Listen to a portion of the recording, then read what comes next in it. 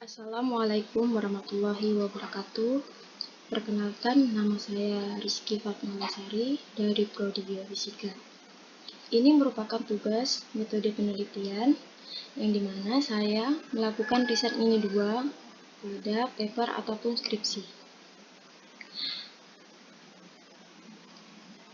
Nah, pada riset mini 2, saya menggunakan skripsi dari Riri Oktobianti dengan judul Pemodelan Sistem Geotermal Daerah Sibayak menggunakan data magnetotelurik dan gravitasi.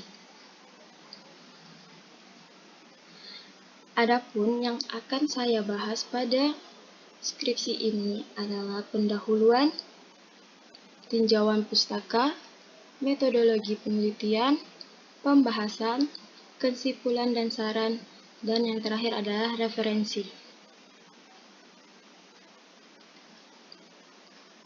Nah, lanjut kita masuk ke pendahuluan. Dalam pendahuluan ini terdiri dari latar belakang, hipotesa, permasalahan yang dikaji, dan yang terakhir tujuan penelitian. Kita masuk ke poin pertama, yaitu latar belakang.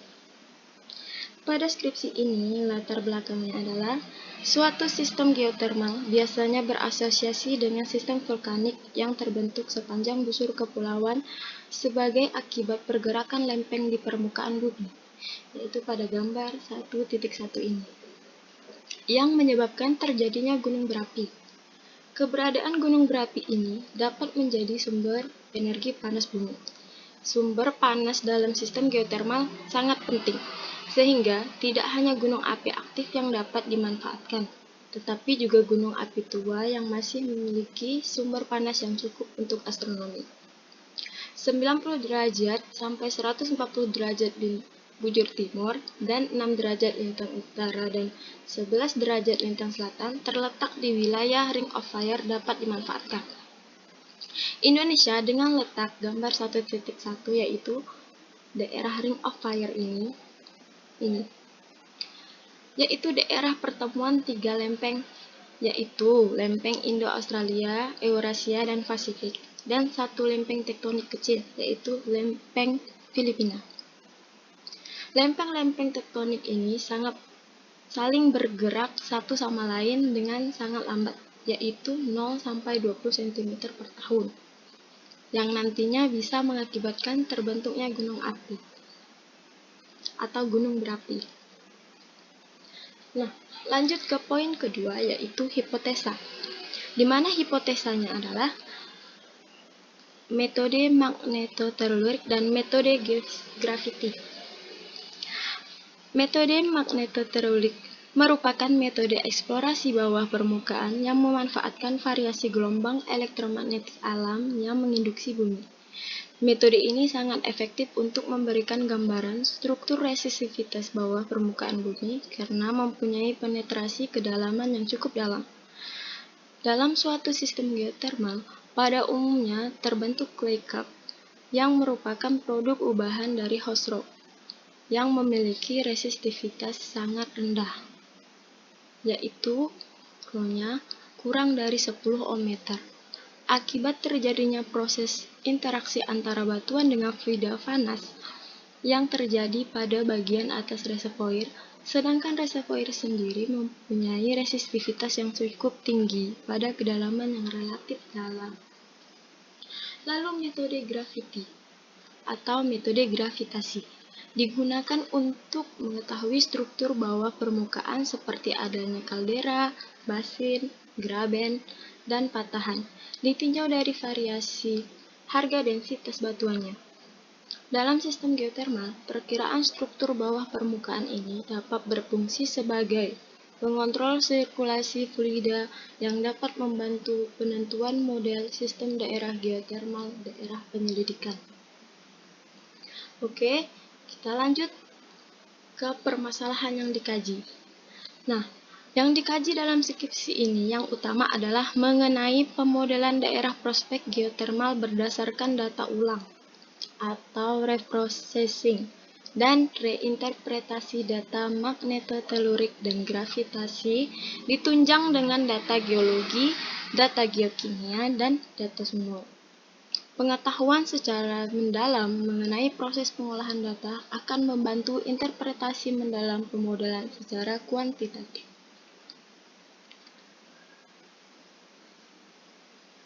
Lalu masuk ke tujuan penelitian. Nah, adapun tujuan penelitian pada skripsi ini ada 3. Yang pertama, memahami lebih dalam prosedur dan pemodelan dari reprocessing data magnetotelurik dan gravitasi sehingga didapatkan model sistem geotermal yang optimal. Lalu yang kedua, memodelkan sistem geotermal agar dapat memberikan gambaran mengenai letak keberadaan reservoir sistem geotermal dan mengetahui arah perluasan reservoirnya. Lalu yang ketiga, yaitu mengevaluasi model sistem geotermal untuk didapatkan kesimpulan dan rekomendasi lebih lanjut serta area prospek pemboran. Lanjut kita masuk ke tinjauan pustaka. Adapun tinjauan pustaka ini terdapat 2, yaitu magnetotelurik dan metode gravitasi. Kita bahas yang pertama. Magnetotelurik atau MT merupakan salah satu metode geofisika eksplorasi bawah permukaan yang memanfaatkan variasi gelombang elektromagnetik alam yang menginduksi bumi. Variasi magnetik pada medan magnet alami bumi menghasilkan frekuensi DC hingga beberapa kilohertz, sehingga dapat membantu kita untuk mempelajari struktur elektrik bumi hingga cukup dalam. Keberadaan benda-benda konduktif atau frekuensi lainnya sehingga penetrasinya tidak dalam tidak akan menghalangi metode ini karena magnetotelurik mempunyai range frekuensi yang besar. Nah, pada magnetotelurik ini terdapat beberapa bagian. Yang pertama yaitu persamaan Maxwell untuk medan elektromagnetik, lalu fenomena magnetotelurik, selanjutnya apparent resistivity dan fase impedansi, lalu atenuasi medan elektromagnetik, dan yang terakhir adalah tensor impedansi. Baik.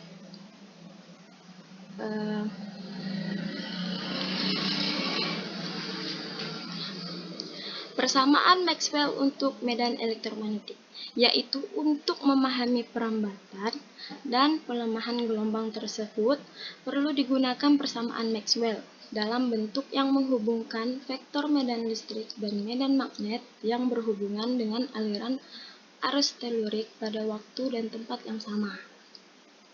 Jadi dibutuhkan persamaan Maxwell. Lalu yang kedua, fenomena magnetotelurik. Pada saat fluktuasi magnetik sampai ke bumi, terjadi refleksi dan refraksi.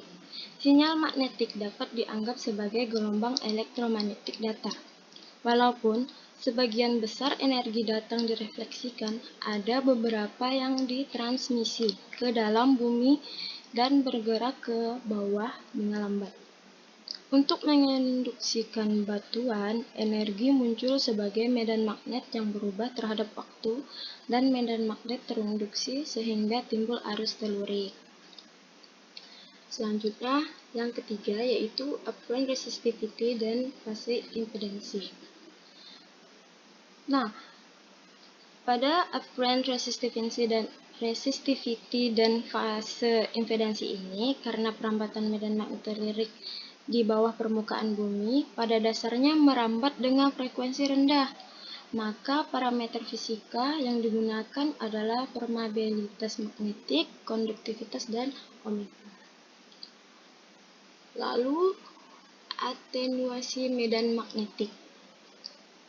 Konduktivitas mengurangi energi gelombang elektromagnetik akibat muatan yang bergerak, sehingga gelombang tersebut akan sulit merambat pada medium konduktif dan akan lebih mudah untuk mengalir pada medium yang resistif, dan tidak mengalami atenuasi jika menjalar melalui infinity resistor. Lalu, yang terakhir yaitu tensor impedansi. Tensor impedensi ini pada pengukuran yang dilakukan di lapangan dengan metode magnetotelurik ini, sensor yang digunakan dua pasang poros spot, yaitu EX dan EY. Diletakkan dengan saling tegak lurus untuk mengukur medan magnet. Perbandingan antara intensitas medan listrik dan medan magnet menunjukkan sifat impedensi listrik. Pemisahan tensor impedensi 2 akan didapat dengan asumsi bahwa gelombang bidang elektromagnetik panas merambat tegak lurus ke permukaan bumi dan ditangkap oleh rangkaian sensor. Nah, itu tadi penjelasan tentang poin-poin dari magnetotelurik. Kita lanjut ke metode gravitasi. Metode gravitasi merupakan metode penyelidikan geofisika yang didasarkan pada variasi percepatan gravitasi di permukaan bumi. Distribusi densitas yang tidak seragam dapat disebabkan oleh struktur geologi yang ada di bawah permukaan bumi. Kontribusi struktur geologi terhadap variasi nilai percepatan gravitasi di permukaan bumi sangat kecil dibandingkan dengan nilai absolutnya. Variasi nilai percepatan gravitasi tersebut hanya disebabkan oleh distribusi densitas yang tidak merata, tetapi juga dipengaruhi oleh posisi titik amat di permukaan bumi. Hal ini disebabkan oleh adanya bentuk bumi yang tidak bulat sempurna dan relatif bumi yang beragam. Nah, pada metode graviti ini terdapat beberapa penjelasan lagi dan ada beberapa koreksi-koreksi. Yang pertama, hukum Newton tentang gravitasi. Yang kedua, reduksi dan anomali gravitasi. Yang ketiga, penentuan nilai densitas. Dan yang terakhir adalah pemisahan anomali regional dan residual. Kita masuk pertama ke hukum Newton tentang gravitasi. Nah, hukum Newton tentang gravitasi ini seperti yang kita ketahui bahwa teori dasar yang digunakan pada metode graviti adalah hukum Newton, di mana hukum ini menyatakan bahwa dua benda dengan massa m1 dan m2 dengan jarak r saling tarik-menarik dengan gaya yang sama besar namun berlawanan arah. Lalu, untuk poin yang kedua yaitu reduksi dan anomali graviti adalah harga titik pengamatan yang telah dikaitkan kepada titik acuan secara relatif dengan menggunakan gravitimeter setelah dikoreksi oleh pengaruh pasang surut dan koreksi apungan. Dalam reduksi ini terdapat koreksi. Nah, koreksi tadi sudah dijelaskan, sudah disebutkan, yaitu koreksi pasang surut dan koreksi apungan. Nah, koreksi dari pengaruh pasang surut ini merupakan koreksi untuk menghilangkan gaya tarik yang dialami bumi akibat bulan dan matahari, sehingga permukaan bumi akan mengalami gaya tarik turun. Hal ini akan dapat perubahan nilai medan gravitasi di permukaan bumi secara periodik. Lalu, koreksi yang kedua, yaitu koreksi apungan. Koreksi ini dilakukan untuk menghilangkan pengaruh perubahan kondisi alat, yaitu gravitimeter, terhadap nilai pembukaan. Kita lanjut ke poin ketiga, yaitu penentuan nilai densitas.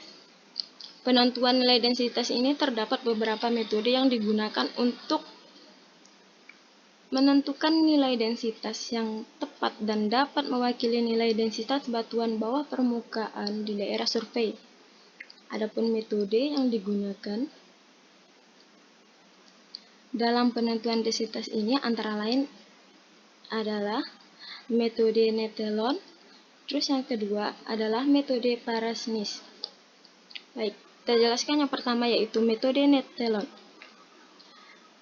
Metode Netelon ini dipakai dengan cara perhitungan anomali gravitasi Boger dari topografi massa antara titik-titik terendah dan tertinggi dari profil graviti yang dibagi-bagi secara vertikal. Lalu yang kedua yaitu metode Parasnis. Metode ini memanfaatkan anomali Bogar dan Tiret. Nah, yang terakhir yaitu pemisahan anomali regional dan residual. Pemisahan anomali regional dan residual ini merupakan anomali Bogar. Nah, anomali Bogar ini merupakan superposisi dari anomali yang bersifat regional dan anomali yang bersifat lokal. Salah satu metode pemisahan anomali yang digunakan dalam penelitian ini adalah metode Train Surface Analysis atau disingkat dengan TSA. Lanjut ke poin berikutnya yaitu metode penelitian. Nah, metode penelitian dibagi lagi menjadi yang pertama desain penelitian, yang kedua rencana analisis, dan yang ketiga interpretasi. Oke, kita masuk ke poin pertama yaitu desain penelitian. Berdasarkan tujuan yang dicapai yaitu memberikan gambaran model konseptual sistem geotermal daerah penelitian untuk didapatkan kesimpulan dan rekomendasi lebih lanjut serta area prospek pemboboran, maka penulis melakukan beberapa langkah penelitian dengan alur penelitian yang seperti gambar 1.3. Nah, ini merupakan salah satu desain penelitian. Daerah yang diteliti yaitu daerah Sibayak. Kita lanjut ke rencana analisis. Untuk mencapai tujuan tersebut, dengan menggunakan data gravitasi dilakukan pemodelan dua dimensi secara forward menggunakan software Graph2D untuk mengetahui keberadaan struktur dan data magnetotelurik secara inversi menggunakan software M2DIN agar dapat mengetahui keberadaan clay cap hingga reservoir. Dengan bantuan data penunjang berupa data geologi, geokimia, dan data sumur hasil penelitian sebelumnya, maka penulis menganalisa data penunjang tersebut serta melakukan reinterpretasi terhadap hasil pengolahan data gravitasi dan magnetotelurik sehingga dapat mengontrol data hasil pengolahan. Lalu interpretasi. Untuk interpretasinya sudah dijelaskan pada bagan hilir ini. Nah, kita jelaskan sedikit. Pertama, dicari data lapangan daerah Sibayak. Nih, di mana di data utama ini memiliki data penunjang, yaitu data geologi, data geokimia, dan data sumur. Kemudian, data lapangan dikumpulkan dengan pengumpulan data survei geofisika, yaitu data sekunder. Pada data tersebut terbagi menjadi dua, yaitu data magnetotelurik MT dan data gravitasi. Data tersebut terbagi menjadi dua. Nah, pada data magnetotelurik dihitung fase TE dan TM didapatkan pemodelan inversi dua dimensi magnetotelurik. Sedangkan pada data gravitasi dilakukan cek ulang reduksi data dan didapatkan pemodelan forward dua dimensi gravitasi. Lalu, setelah didapatkan pemodelan pada data magnetotelurik ini, kemudian hasilnya merupakan struktur resistivity sistem geotermal. Didapatkan struktur. Kemudian didapatkan lagi zona resistivitas rendah dan reservoir. Didapatkan ini zonanya. Setelah mendapatkan strukturnya, maka didapatkan zona resistivitasnya. Kemudian pada data gravitasi, setelah didapatkan pemodelan forward, hasilnya distribusi densitas sistem geotermal dan hasil akhirnya mendapatkan struktur geologi sistem geotermal. Kedua hasil akhir ini pada data magnetotelurik dan data gravity dilakukan interpretasi terpadu. Maka didapatkan model konseptual. Model konseptual, sistem geotermal, dan daerah Sibayak secara 3 dimensi. Kemudian, setelah interpretasi terpadu ini didapatkan area prospek. Dan yang terakhir rekomendasinya yaitu program pemboran dan survei lanjutan. Dalam melakukan interpretasi terbatu ini tidak terlepas dari data penunjang, yaitu data geologi, data kimia, geokimia, dan data sumur. Nah, setelah metodologi penelitian, kita masuk ke pembahasan. Pembahasan dibagi menjadi 3, yaitu pembahasan data utama, analisis data, dan yang terakhir interpretasi. Kita lanjut ke pembahasan data utama. Pembahasan utama ini menggunakan data magnetotelurik atau MT dan data gravitasi sebagai data utama, dan data geologi, geokimia, serta data sumur sebagai data pendukung. Karena penulis tidak melakukan akuisisi di lapangan, maka data yang digunakan dalam penelitian ini merupakan data sekunder. Oke, untuk data magnetotelurik. Hasil dari pengukuran data magnetotelurik di lapangan berupa nilai magnetik, yaitu Hx, Hy, dan Hz, dan medan listrik Ex dan Ey sebagai fungsi waktu yang selanjutnya diolah untuk tahap pengolahan awal. Data yang dipakai untuk interpretasi struktur resistivitas bawah permukaan daerah penelitian adalah data resistivitas pada mode TE atau layout Rho XY dan mode TM yaitu layout Rho YX serta fase dari masing-masing set resistivitas sebagai fungsi periode. Pada penelitian ini, penulis tidak melakukan akuisisi data dan pengolahan data awal.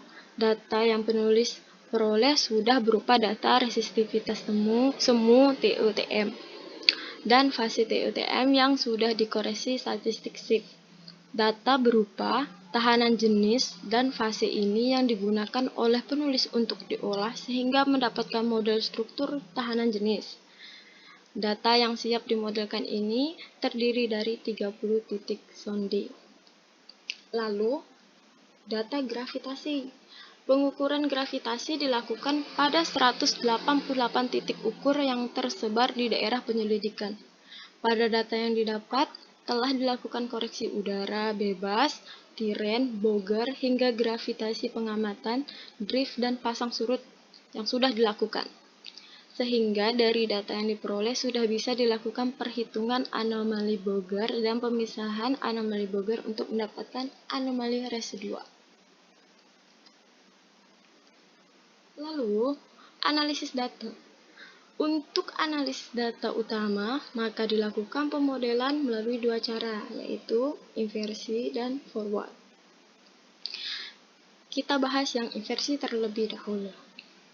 Inversi atau inversi modeling. Dalam menjalankan proses inversi ini diperlukan sejumlah informasi mengenai kegiatan akuisisi data.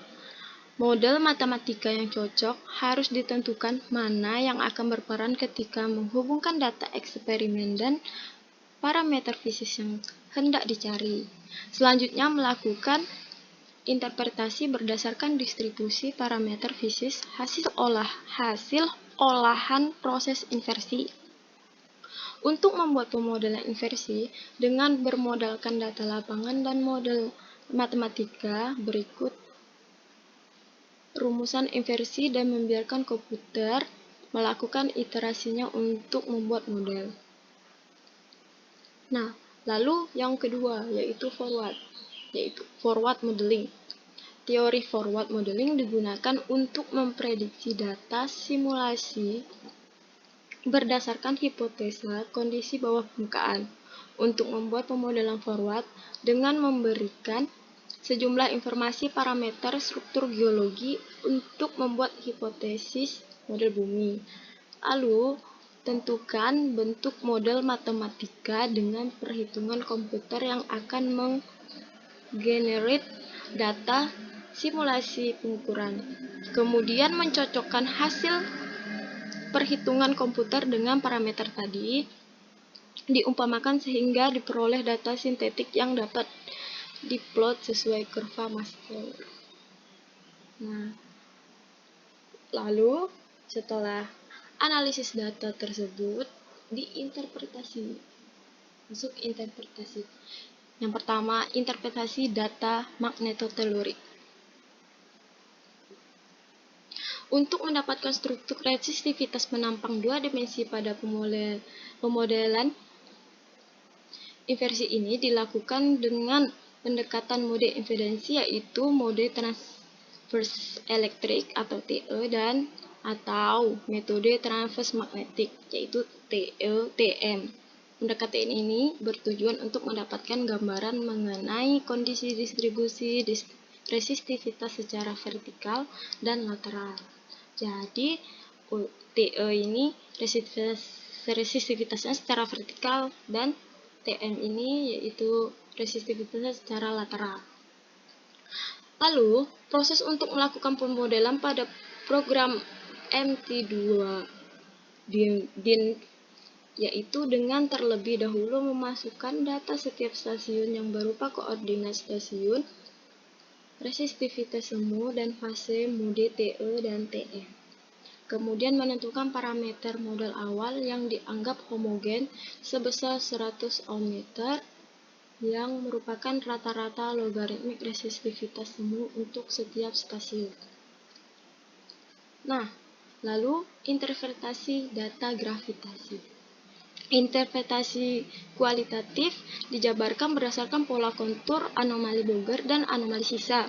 Gambaran pola kontur ini dapat menjelaskan gambaran bahwa permukaan secara tidak langsung atau kualitatif jika anomali gravitasi rendah umumnya menggambarkan struktur tinggi atau lapisan dengan densitas tinggi, sedangkan anomali gradien gravitasi menandakan zona patahan dan batas kaldera. Berdasarkan hasil pemodelan gravitasi dua dimensi pada gambar 3.24 bisa dilihat ini, dapat diinterpretasikan bahwa struktur kaldera yang berarah barat laut selatan mempunyai perbedaan kedalaman. Kaldera ini membentuk seperti graben dengan banyak patahan di dalamnya. Di dalam kaldera terdapat lapisan batuan yang mengalami alterasi dengan densitas 2,4 gram per cc yang diduga sebagai clay, dan di bawah lapisan clay terdapat lapisan batuan yang memiliki densitas 2,6 gram cc yang merupakan batuan alterasi pobilitik, dan terdapat mineral deposit dengan densitas 2,75 gram per cc. Nah, kita masuk ke kesimpulan dan saran. Berdasarkan hasil pembahasan data utama yaitu data resistivitas magnetotelurik dan data gravitasi yang diintegrasikan dengan data pendukung lainnya, maka didapatkan hasil kesimpulan sebagai berikut. Yang pertama, reinterpretasi data magnetotelurik di lapangan geotermal Sibayak pada 6 lintasan dengan menggunakan inversi dua dimensi memberikan hasil yang konklusif, yaitu ditemukan adanya struktur resistivitas bawah permukaan yaitu clay cap yang memiliki resistivitas rendah kurang dari 10 ohm meter, reservoir yang memiliki resistivitas 200 sampai 100 ohm meter, dan resistivitas tinggi lebih dari 100 ohm meter yang diinterpretasikan sebagai batuan panas. Lalu yang kedua, yaitu daerah pertemuan antara patahan yang berada di antara Gunung Sibayak dan Gunung Praktekan merupakan pusat updown yang mengindikasikan sebagai daerah upflow yang memiliki permeabilitas tinggi dan merupakan daerah yang paling baik untuk dilakukan pemboran dan direkomendasikan sebagai sumur produksi didukung dengan data sumur temperatur lebih dari 280 derajat Celcius. Lalu yang ketiga, Daerah aliran outflow mengikuti struktur patahan yang berarah timur laut sampai barat daya yang menuju ke timur laut batas kaldera dan menuju arah selatan batas kaldera yang ditunjukkan dengan model konseptual sistem geotermal daerah Sebaya. Dan yang terakhir, yaitu model konseptual tersebut didukung dengan pemodelan data gravitasi yang menggambarkan struktur bawah permukaan, khususnya struktur kaldera dan basement. Nah, saran dari paper ini, dari skripsi ini adalah perlu dilakukan penambahan data sounding magnetotelurik untuk mengetahui secara pasti batas resistivitas tinggi di daerah penelitian tersebut. Nah, yang terakhir adalah referensi. Pada skripsi ini menggunakan referensi yang seperti ditulis seperti ini, yaitu pada Checknight, Daud, Reynolds, Saputra, Simpson, Vazov, dan White.